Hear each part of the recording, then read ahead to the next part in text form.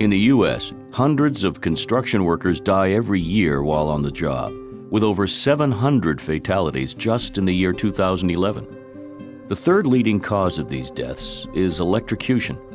Electrocutions cause 1 of every 10 construction worker deaths, with nearly 70 deaths in 2011. But these deaths can be prevented.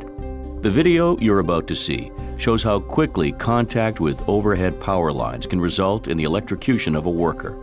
The video will also show what employers must do to ensure that the work can be done more safely. Employers have a responsibility to provide a safe workplace and protect workers against possible hazards. You'll see that training workers, pre-job planning, and taking the right precautions save lives. Please be advised, the scenes you're about to see deal with deaths at construction sites and may be disturbing to some people. All scenes are based on actual events.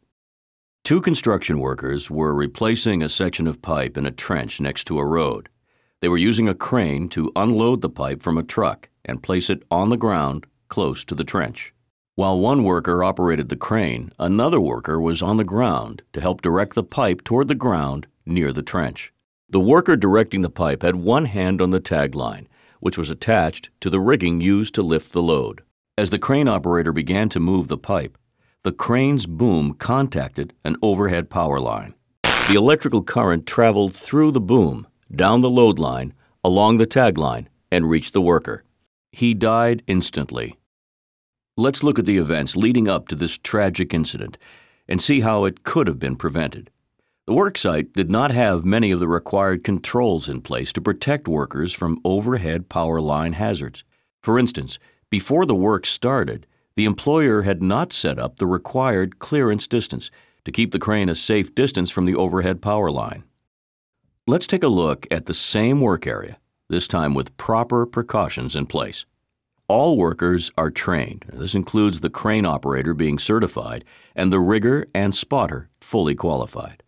Because the line is live or energized, the employer has taken steps to keep a safe distance from the power line. The foreman obtained the voltage of the overhead power line from the utility company. Based on the voltage, he determined the minimum required distance of the crane from the power line.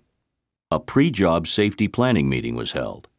Flags are set up to show the boundary that must not be crossed. A non-conductive tag line is used to control the movement of the pipes. The truck is no longer directly below the power line. And a spotter is on site with a two-way radio to communicate with the operator. Higher voltage lines will require greater minimum safe distances and additional precautions than those shown here. Now, as the pipe is moved, the boom remains a safe distance from the power lines, and the worker safely guides the pipe towards the ground near the trench. This video shows one of several options employers can use to keep workers safe when operating cranes near power lines. Not all work sites are the same, and the precautions could be different than those shown here. Construction deaths from electrocutions are preventable. The precautions shown here save workers' lives. Follow safe crane operation requirements on the job. It could be the difference between life and death.